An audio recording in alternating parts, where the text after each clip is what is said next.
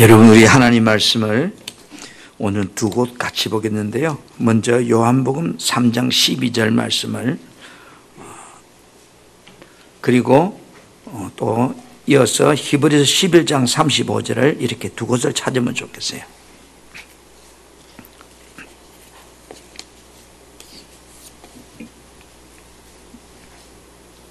자, 그러면 요한복음 3장 12절 말씀 우리 함께 합독합시다. 시작. 내가 땅의 일을 말하여도 너희가 믿지 아니하거든 하물며 하늘의 일을 말하면 어떻게 믿겠느냐. 아멘. 히브리서 11장 35절부터 40절까지 말씀을 한 절씩 저와 여러분이 교독하기를 원합니다. 여자들은 자기의 죽은 자들의 부활로 받아들이기도 하며, 또 어떤 이들은 더 좋은 부활을 얻고자 하여 심한 고문을 받되 구차히 풀려나기를 원하지 아니하였으며, 또 어떤 이들은 조롱과 채찍질 뿐 아니라 결박과 옥에 갇히는 시련도 받았으며, 돌로 치는 것과 톱으로 캐는 것과 시험과 칼로 죽임을 당하고 양과 염소의 가죽을 입고 유리하며 궁핍과 한랑과 학대를 받았으니, 이런 사람은 세상이 감당하지 못하느니라. 그들이 강야와 산과 동굴과 토굴에 유리하였으니라. 이 사람들은 다 믿음으로 말미암아 증거를 받았으나 약속된 것을 받지 못하였으니, 이는 하나님이 우리를 위하여 더 좋은 것을 예비하였은즉 우리가 아니면 그들로 온전함을 이루지 못하게 하려 하심이라. 아멘. 한 번 더 따라했으면 좋겠다. 부활을 믿는다고 나는 말하면서 내 주변 사람들에게 내 몸과 같이 사랑하지 않고 살았음을 회개합니다. 정말로요. 내 자신에게 한번 돌아봤어요. 오늘 말씀을 준비하면서 너가 부활을 믿는다면 말로 믿는 것이 아니고 하나님이 내 이웃을 내 마음과 같이 사랑하라고 했는데 나는 그 말씀에 얼마나 지키고 살았는가 하는 묵상을 해봤어요. 자연을 바라보고 있으면 너무나 신비로운 그런 모습들을 보게 됩니다. 메말라 죽은 것 같은 그 앙상한 가지에서 생명이 막 움트는 모습을 보면서 우리는 신기하다 이렇게 표현해요.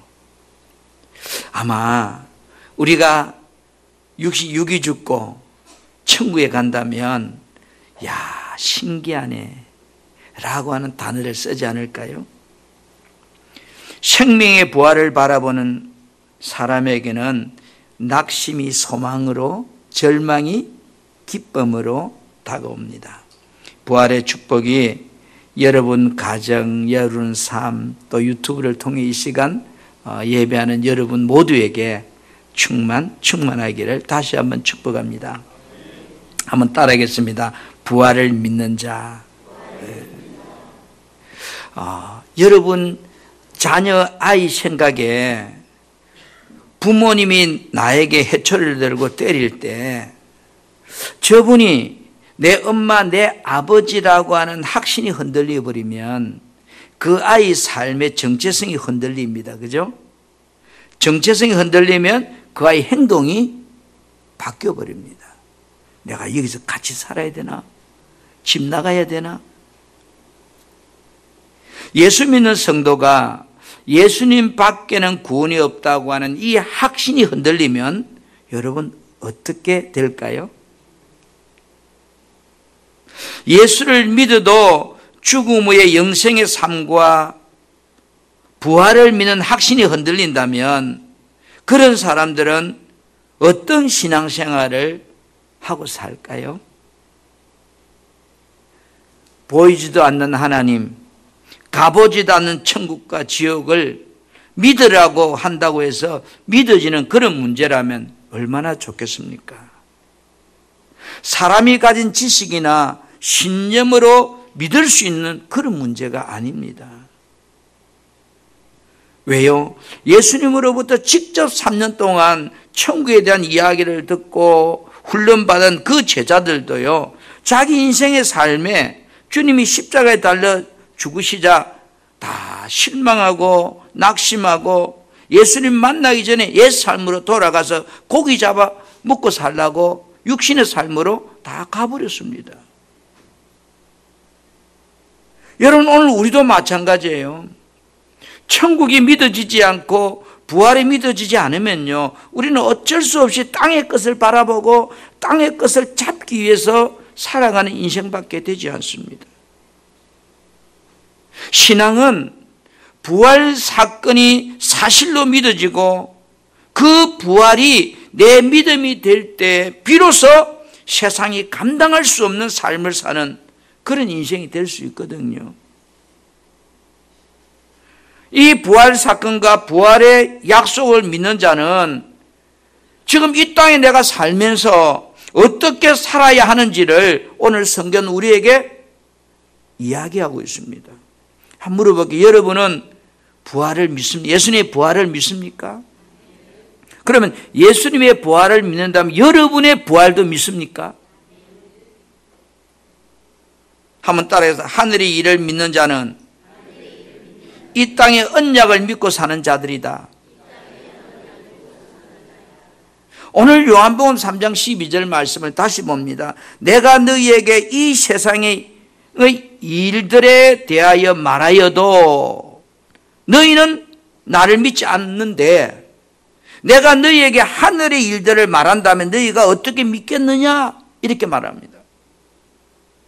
여기 이 세상 일들이란 말은 원어적으로 보면 땅 위의 것들, 세상적인 일들, 이런 말입니다. 하나님의 나라에 참여하기 위해서 이 땅에서 이루어야 할 구원받은 거듭난 자로서 살아가는 삶을 이야기하는 겁니다. 땅의 일이란 우리에게 이 땅에 복된 삶을 살도록 주신 하나님의 언약의 말씀들을 지칭하고 있습니다. 그래서 오늘 제가 여러분에게 부활을 믿는다고 말하면서 내 이웃을 내 몸과 같이 사랑하라고 말씀을 전혀 나와 상관없는 말씀으로 살아오지는 않았는지요.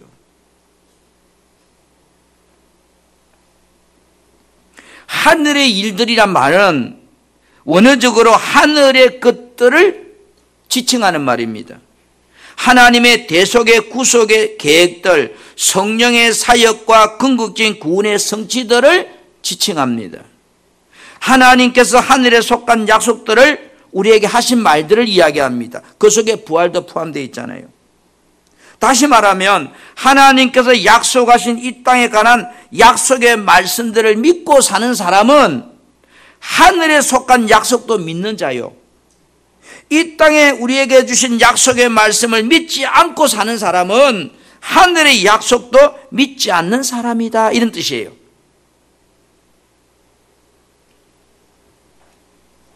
오늘 요한복음 3장 12절 이 말씀의 의미를 앞뒤로 연결하면요, 니고데모에게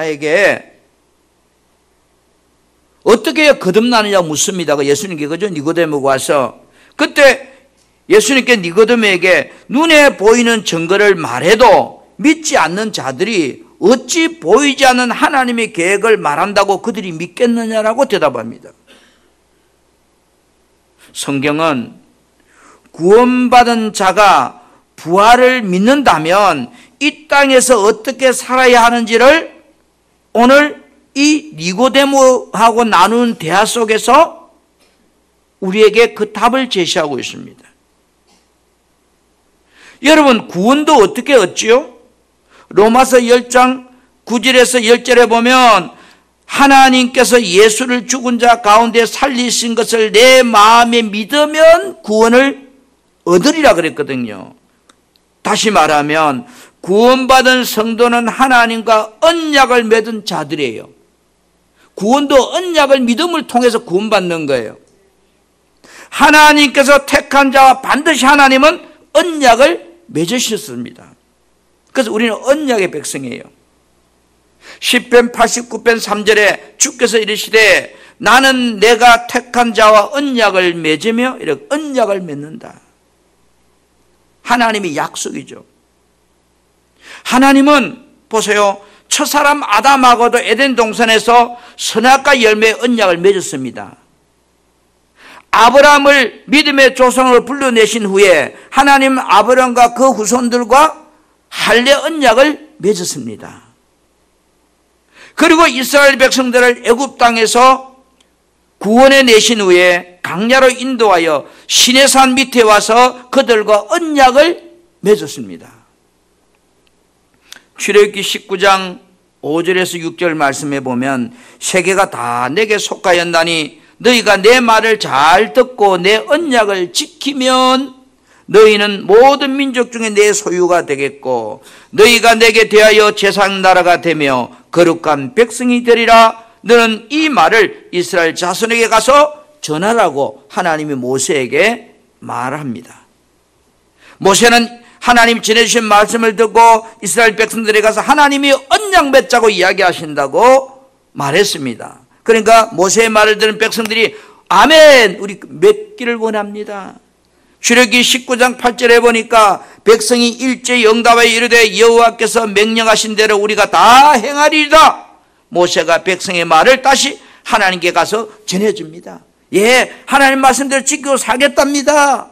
그러니까 이제 보세요. 언약은 쌍방이 이렇게 계약입니다. 그 계약이 뭐죠? 출애굽기 20장부터 23장에 나오는 십계명과 각종 율례들의 이야기입니다. 그리고 예수님이 모세를 통해서 백성들하고 언약 맺자고 이야기하니까 하나님이 하니까 백성 우리 믿겠습니다 하고 하니까 그러면 오늘 쌍방이 이제 도장을 찍는 거예요. 부동산을 하나 살 때도 마찬가지죠. 내가 집을 판다고 내놓으면 부동산 소개가 집 산다는 사람이 왔을 때 같이 계약서를 쓰잖아요. 하나님이 우리에게 언약을 맺자는 겁니다.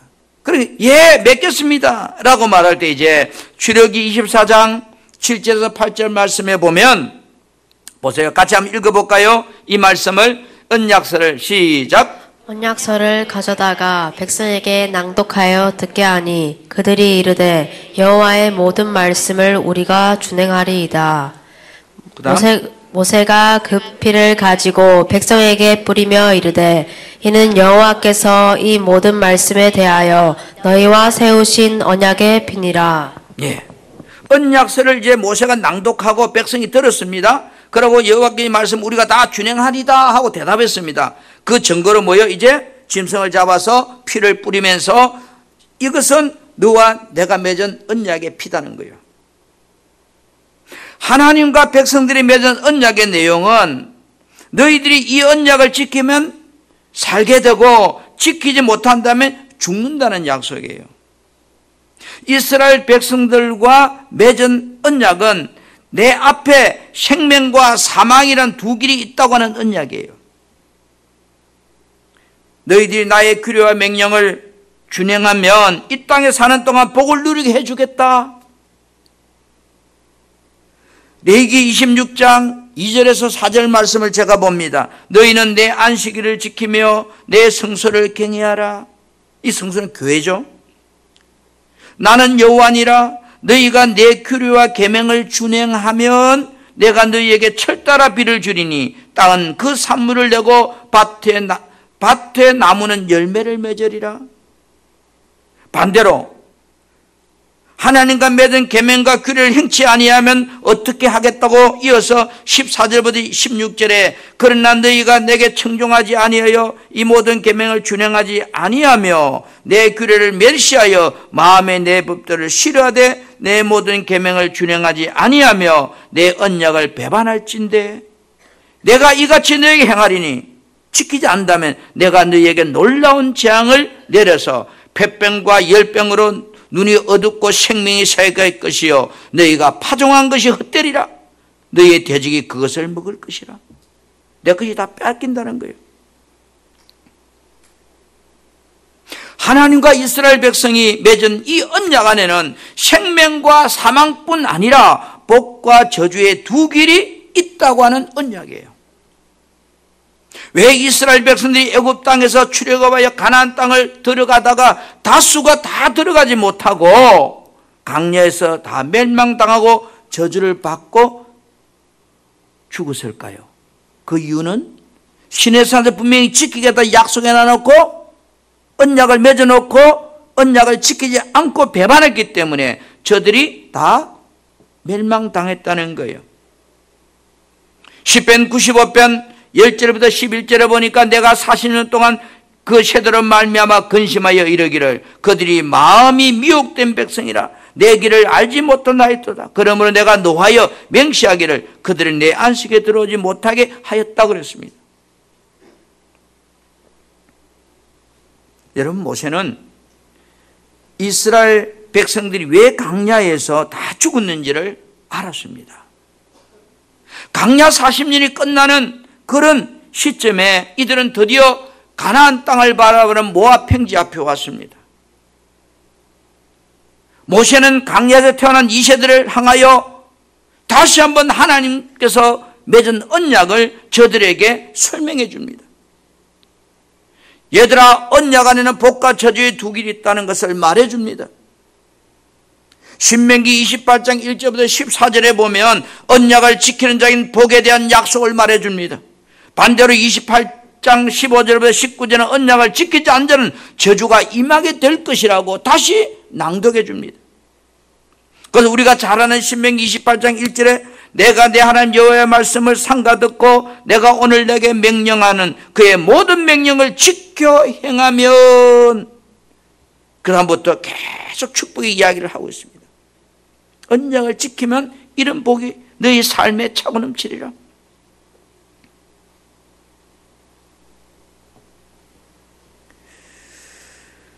모세는 백성들에게 하나님의 언약을 말해주고서 생명과 복, 사망과 저주 두 길이 내 앞에 있다. 너희들은 이제부터 언약의 백성들이기 때문에 너희들이 날마다 선택하고 살아가야 된다고 말해줍니다. 신명기 3장 15절입니다. 보라, 내가 오늘 생명과 복과 사망과 화를 내 앞에 두었나니. 19절에 내가 오늘 하늘과 땅을 불러 너희에게 증거를 삼노라. 내가 생명과 사망과 복과 저주를 내 앞에 두었은즉 너와 내 자손이 살기 위해서는 뭐라고요? 생명을 택하라. 오늘 이 모압 평지에서 모세가 가나안에서 출애굽해서 1세대는 죽고 광야에 태어난 2세들에게 이 하나님의 언약을 말해주면서 이 언약에 그들만의 언약이 아니라는 것을 이야기합니다. 그때 당시 이스라엘 백성들만 해당된 언약이 아니라는 겁니다. 오늘날 구원받은 저와 여러분에게도 주신 언약이라는 것을 말합니다. 신명기 29장 14절에서 15절 말씀을 같이 한번 우리 합독하기를 원합니다. 내가 시작. 내가 이 언약과 맹세를 너희에게만 세우는 것이 아니라 오늘 우리 하나님 여호와 앞에서 우리와 함께 여기 서 있는 자와 오늘 우리와 함께 여기 있지 아니한 자에게까지이니디. 여러분, 여기 서 있는 자와 오늘 우리와 함께 여기 있지 않은 자들까지 해당되는 언약이라는 거예요. 여러분, 땅의 일이란 하나님께서 이 땅에 구원받은 자들에게 거듭난 삶을 살도록 주신 약속의 말씀들을 지칭하고 있습니다. 그 대표적인 게 십계명입니다. 내 부모를 공경하라, 하나님을 경외하라, 이웃을 내 몸까지 사랑하라, 안식일을 거룩히 지켜라. 그것을 십계명을 펼쳐놓은 것이 율례들입니다. 613가지 하라 하지 말라는 하나님의 명령들입니다. 땅에 관한 말씀도 지키지 않는 성도는 하늘에 관한 일, 부활을 믿는다라고 말할 수 없다는 거예요. 반면에 내가 하나님께서 약속하신 말씀을 믿고 지키고 사는 그런 사람은 곧 하늘의 약속, 부활의 약속을 믿고 사는 사람이라는 거예요. 내가 정말로 오늘 부활절이라서 그게 아니고 정말로 내가 부활을 믿는 사람인지를 어떻게 알 수 있을까요? 예라고 대답한다고 부활을 믿는 사람일까요? 우리에게 주신 하나님의 약속의 말씀을 믿고 내가 지키고 행하고 지금 사는 사람이라면 그 사람은 부활을 믿는 사람입니다.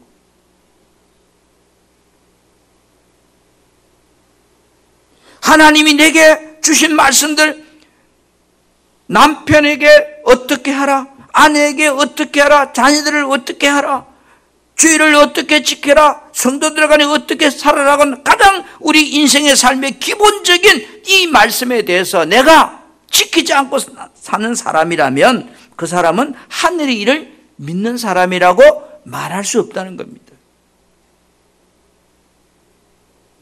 여러분, 예수님의 부활을 정말로 여러분 믿습니까? 왜 아멘 소리가 사라져 버렸어요? 예수님께서 부활하셨다면 장차 나도 부활하게 될 것이라고 이 약속을 여러분은 믿습니까? 내가 부활을 믿는다는 것은 정말로 내 아내에게 어떻게 해야 돼요? 내 남편에게 어떻게 해야 돼요? 성도들 간에 어떻게 해야 돼요? 내 자녀를 어떻게 키워야 돼요? 주의를 어떻게 지켜야 돼요? 가장 살아가는 삶의 기본적인 것, 하나님 우리에게 이렇게 살아야 된다고 말씀하신 그 약속들을 내가 믿고 행하고 살아가는 자라면 그 사람은 장차 저 부활을 믿고 사는 사람이라는 거죠. 그러나 내게 주신 약속의 말씀도 지키지 않고 내 마음대로 내 고집대로 살아가는 사람이라면 그 사람은 아무리 부활을 믿는다고 말해도 그 사람은 정말로 부활을 믿고 사는 사람이 아니라는 겁니다.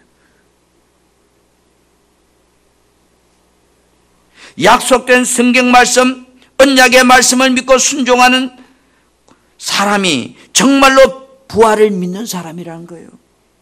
부활 신앙을 가진 성도는 이 땅에 사는 동안 하나님께서 우리에게 주신 약속의 말씀대로 순종하고 몸부림치고 살게 된다는 겁니다. 어떻게 하면 내 아내를 더 사랑할까? 어떻게 하면 내 남편을 더 잘 섬길까? 어떻게 하면 내 아이들을 어떻게 양육할까? 어떻게 하면 내가 주의를 더 잘 지킬 것인가? 어떻게 하면 하나님을 더 경외할 것인가? 내가 하나님께서 약속하신 말씀을 지금 믿고 행하는 삶만큼이 내가 가진 부활의 믿음의 그 사람의 양입니다. 내가 아무리 부활을 100% 믿는다 해도요, 여러분들이 정말로 내 남편, 내 아내, 내 자녀들, 내 성도들, 이웃과의 성도들 간에 내가 정말로 내 몸같이 사랑하고 산다면 그 사람은 점수를 친다. 그런 사람을 점수를 친다. 만약에 100점이라고 한다면 나는 그렇게 온전히 믿지 못하고 산다면 나는 70점짜리 부활신앙, 나는 50점짜리 부활신앙. 여러분은 하나님께서 여러분 주신 말씀에 대해서 얼마나 믿고 행동하고 이웃에게 살아가고 있습니까? 몇 점짜리 정도 부활신앙인가요? 저는 여러분들이 낙제 점수가 안 되기를 축복합니다. 운전면허 또 60점 못 받으면 면허증 안 줘요.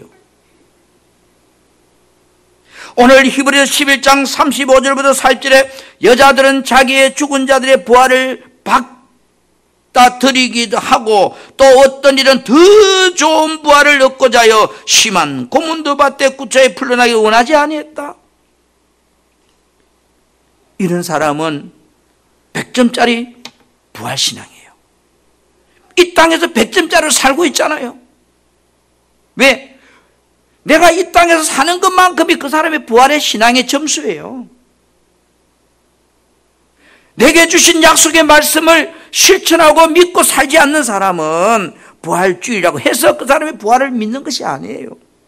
정말로 여러분이 부활을 믿는다면 오늘 여러분이 주신 하나님의 약속의 땅에 그 언약의 말씀들을 내가 행하고 사는 사람이 부활을 믿는 사람이라는 거 성경은 우리에게 말씀하고 있습니다. 두 번째로 여러분 따라합니다. 하늘의 일을 믿는 자는 자기의 보물을 하늘에 쌓아두는 사람이다. 우리들이 세상적인 상을 받는 것도 여러분 쉽지 않습니다. 그렇죠? 세상에 상 받는 것도 어려워요. 상을 받기 위해서는 많은 노력과 인내를 요구합니다. 정말로 여러분은 부활을 믿고 신앙생활을 하고 있는가요? 그 사람이 어디에 투자하는지를 보면 그 사람의 관심이 뭔지를 알 수 있습니다. 또 무엇을 위해서 살고 있는지를 보면 그 사람의 삶을 알 수가 있습니다. 이 땅에서 나의 삶은 부활의 때를 위해서 하늘의 상급을 쌓아가는 그런 시간이라는 것을 여러분 잊지 마시길 바랍니다. 오늘 예수님께서 마태복음 6장 19절에서 20절 말씀 이렇게 말씀하고 있습니다. 우리 같이 한번 합독합시다. 너희를 위하여 시작. 너희를 위하여 보물을 땅에 쌓아두지 말라. 거기는 좀과 동록이 해하며 도둑이 구멍을 뚫고 도둑질하느니라. 오직 너희를 위하여 보물을 하늘에 쌓아두라. 거기는 좀이나 동록이 해하지 못하며 도둑이 구멍을 뚫지도 못하고 도둑질도 못하느니라. 21절. 내 보물이 있는 그곳에는 내 마음도 있느니라. 아멘. 여러분, 구원받은 자는, 부활을 믿고 부활신앙을 가진 자는 이 땅에 사는 동안 하늘 일에 관심을 가지고 산다는 겁니다. 내 관심이 하늘의 것을 두고 산다는 겁니다. 내 마음이 있는 곳에 보물이 따라간다고 합니다. 장차 내 영혼의 부활이 사실임을 믿는다면 그 사람은 하늘에다가 보물을 쌓아두라고 합니다. 여러분, 부도 날 것이라고 생각하면서 믿지 못하는 곳에 여러분의 재산을 투자하는 사람이 있습니까? 투자하기 위해서는 반드시 나름대로 그 투자에 대한 확신에 대한 믿음이 있어야 투자를 하잖아요. 내가 정말로 천국을 믿고 부활을 믿는 사람임을 어떻게 알 수 있을까요? 첫 번째는 하나님이 이 땅에 살아간 우리들에게 주신 언약의 말씀을 지키고 사는 자라면 정말로 하늘의 부활을 믿고 사는 사람이라 했습니다. 두 번째는 그 사람이 어디에다가 자신의 보물을 투자하는지를 보면 알 수 있다는 겁니다. 내 보물이 있는 그곳에 내 마음도 있느니라. 내가 이 땅에 쌓아둔 보물은 내 영혼이 이 땅을 떠난과 함께 다 끝이 나는 보물입니다. 내가 이 땅에 쌓아둔 보물은 하나님께서 내 영혼을 찾는 날에 나의 것이 되지 못하는 보물입니다. 하늘의 일을 믿지 못하는 사람 입장에서 한번 생각해 봅시다. 하늘의 보물을 쌓아두는 사람의 행동을 보면 불쌍하고 미련하고 안타깝다고 느낍니다. 아니, 생활이 없어서 쩔쩔매매 살면서 사는 꼴을 보면 지질이 가난하게 살면서 하나님 앞에 11조헌금 하는 모습이 여러분 이해가 될까요? 그 돈 가지고 차라리 좀 더 여유 있게 사는 게 낫지. 자신이 사는 것도 힘들어하면서 이웃들에게 나눠주고 선을 베푸고 사는 모습이 여러분 정말로 바보처럼 산다고 느끼지 않을까요? 다시 한번 입장을 바꿔서 생각해 봅니다. 저 사람은 하늘의 일들을 믿으니까 저렇게 살 수 있겠구나. 아니, 다 같은 예수를 믿고 사는 사람인데 나와 저 사람은 왜 사는 모습이 다를까? 나는 땅의 것에 매여가지고 어쩔 줄 모르고 그것 없으면 죽는 줄 알고 부들부들 떨면서 사는데 저 사람은 보면 왜 나와 사는 모습이 다를까? 왜 나는 땅의 일들이 더 중요하게만 보일까? 하늘의 일이 온전히 믿지 못하고 사는 것일까? 저 사람은 무엇을 믿기에 저렇게 살고 나는 왜 저렇게 안 살아질까?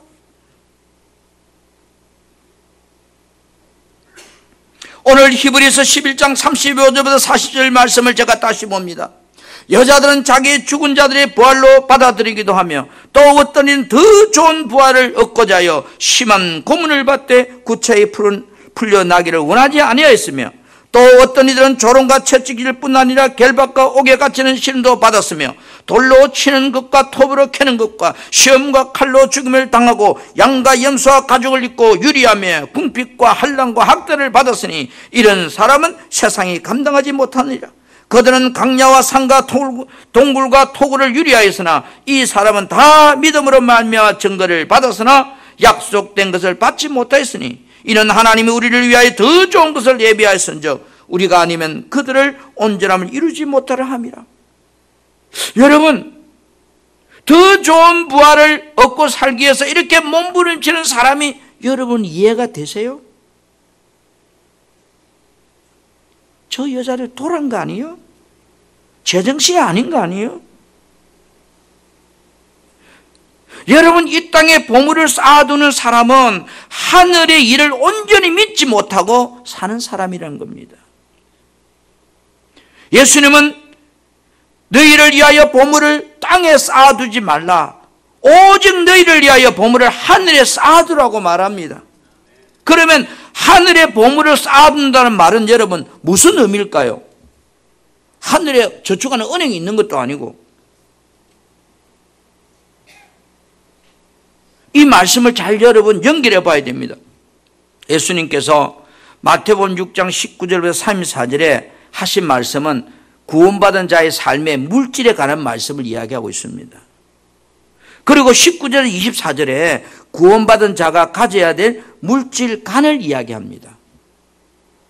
여러분, 보물을 땅에 쌓아두지 않고 하늘에 쌓아두라고 말씀하신 후에 예수님께서요 그 말씀을 보면 25절에 그러니까 24절의 말씀 뒤에가 25절이잖아요. 25절 말씀, 24절과 25절 연결되는 말씀에 뭐가 접속사 단어가 하나 등장합니다. 그러므로.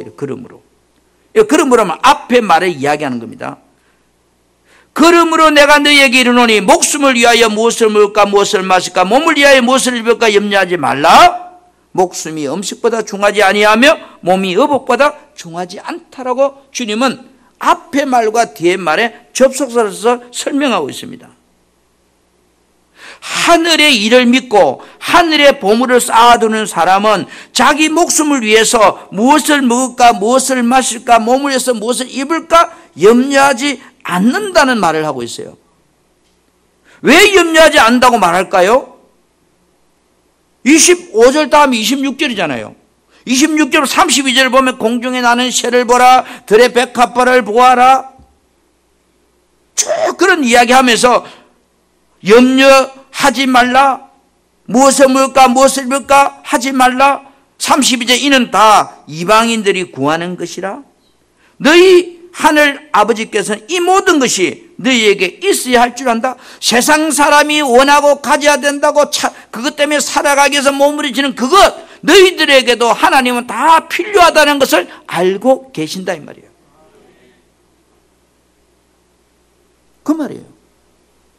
네가 그거 구하려고 몸부림 안 쳐도 늘 사랑하신 주님은 너가 사람들이 구하는 그거 다 너에게 필요하다는 걸 이미 알고 계셔 이 말입니다. 그렇게 말씀하신 후에 마태복음 6장 33절에 그런즉 너희는 먼저 그 나라와 그 의를 구하라 이래요. 그리하면 세상 사람들이 가지기 위해서 몸부림치는 땅의 것들도 너희에게 다 넘치도록 더해 주시겠다 이래요. 여러분, 믿지 않는 세상 사람들처럼 내가 구원받은 하나님의 자녀들로서 육신이 먹고 사는 문제를 위해서 보물을 쌓지 말라는 겁니다. 단 먼저 그 나라와 그 의를 구하는 삶을 살려고 하라는 겁니다. 여러분, 여기서 그 나라와 그 의를 구하고 사는 삶이 바로 하늘의 보물을 쌓아두는 삶이라는 겁니다. 우리에게 주어진 재물을 가지고 주님의 몸된 교회를 위해서, 복음을 위해서 하나님의 영광을 나타내는 선한 일을 행하고 사는 것이 바로 하늘의 보물을 쌓아두는 것이라는 겁니다. 그 삶을 살면 내가 세상 사람들이 구하는 것도 내가 너에게 덤으로 주겠다는 겁니다. 다시 말합니다. 부활신앙을 가진 삶을 우리에게 잘 보여주는 사건이 있습니다.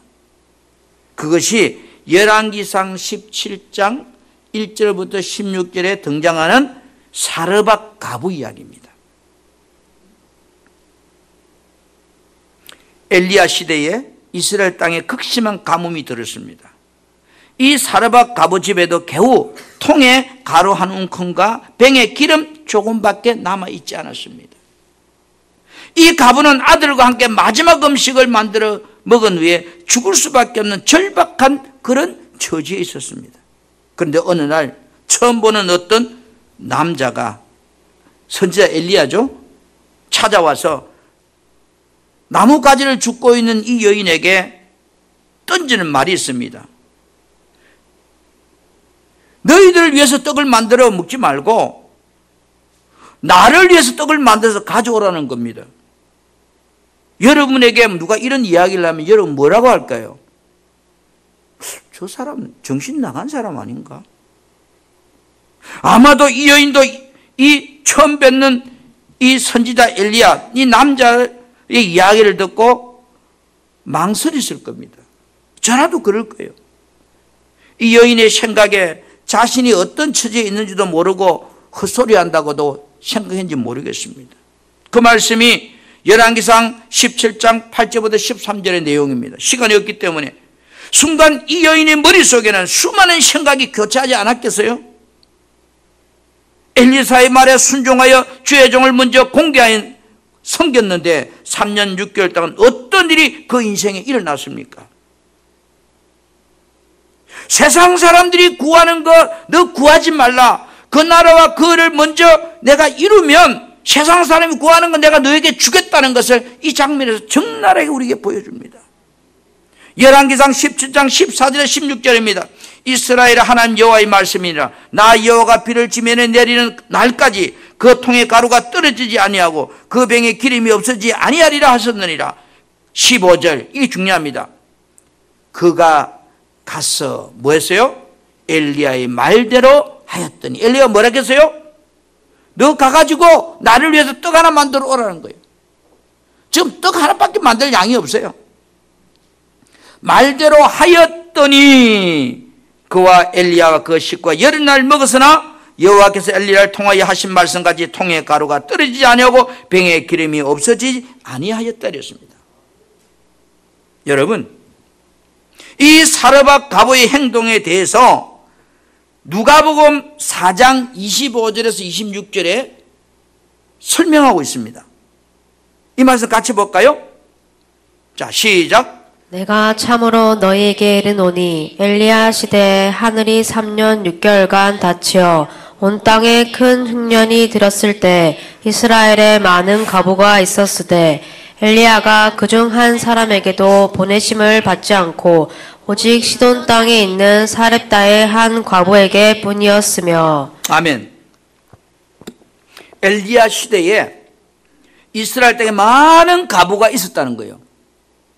오늘날도 죄송합니다. 우리나라에도 많은 가부가 있어요. 남편 없이 사는 분들 다 가부잖아요.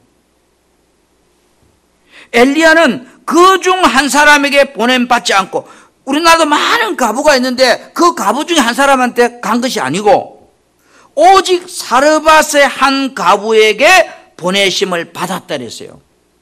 이 말이 무슨 의미일까요?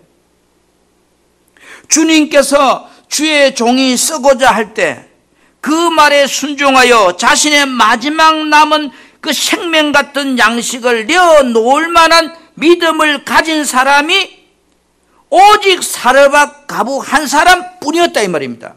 가부는 천지로 많았지만 자기의 생명 같은 것을 주를 위해서 내어놓을 수 있는 사람은 그 땅에 사르밧 한 사람뿐이었단 말이에요. 오늘 여러분, 이 땅에 1,000만 명이 예수 믿고 살고 있지만 주와 복음을 위해서 주님이 요구하신다면 생명 같은 것을 내어놓을 수 있는 사람은 힘이 적다는 이야기입니다. 여러분, 우리 신앙생활을 하면서 내가 먼저인가요? 교회가 먼저인가요? 내 자녀가 먼저인가요? 주님이 먼저인가요? 이런 갈림길에 서게 될 때 오늘 이 사렙과 가브는 이 갈림길에 섰습니다. 하나님의 나라와 의를 위해서 내 생명같이 소중한 것을 내어놓을 수 있는 사람이 흔치 않다는 이야기입니다. 저는 저 자신에게 물음표를 던져봤어요. 너는 할 수 있겠니? 목사라면서. 아직도 예라고 대답 못했습니다. 그 질문. 어느 건 할 수 있을 것 같고 어느 거는 못할 것 같고 그래요. 여러분도 그렇죠. 어느 거는 할 만하고 어느 거는 못할 것 같고. 그런데 오늘 이 사렙과 가보에게는요, 생명보다 중요한 것 주라고 하는데 들었어요. 예수님을 믿는다고 늘 하늘의 일을 믿고 먼저 자기를 위하여 하늘의 보물을 쌓아두는 자가 흔치 않다는 겁니다. 예수는 믿기는 하지만 부활의 확신이 차서 사는 사람이 그렇게 많지 않다는 거예요.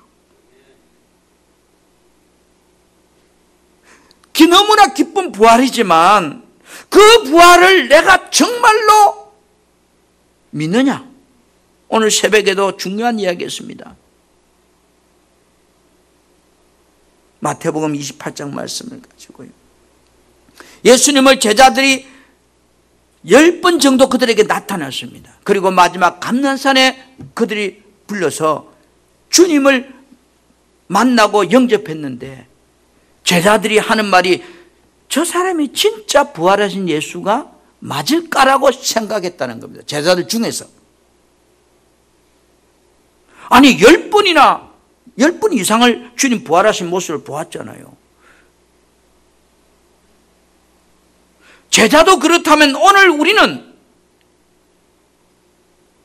마태복음 26장에 옥합을 깨트려서 자기 발에 붙는 이 여인 같은 믿음을 가진 부활신앙을 가진 자도 흔하지 않다는 겁니다.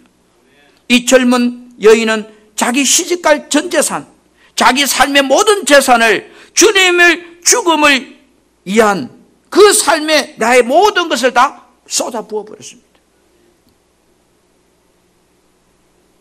제자들은 이렇게 말합니다. 그 비싼 것을 팔아서 가난하게 나눠주는 것이 더 옳지 않느냐고 말합니다. 예수님 제자들까지도. 우리 사랑하는 풍성한교회 성도 여러분, 우리는 부활을 믿는다고 내 입술로 말하면서 이 땅에 사는 동안 내 삶 가운데 하나님이 주신 말씀 앞에 얼마나 내가 믿고 순종하고 살고 있는가요? 여러분 부활을 믿는다면 내 아내를 내 몸같이 사랑하세요. 여러분 남편을 주님을 공경하듯이 공경하세요.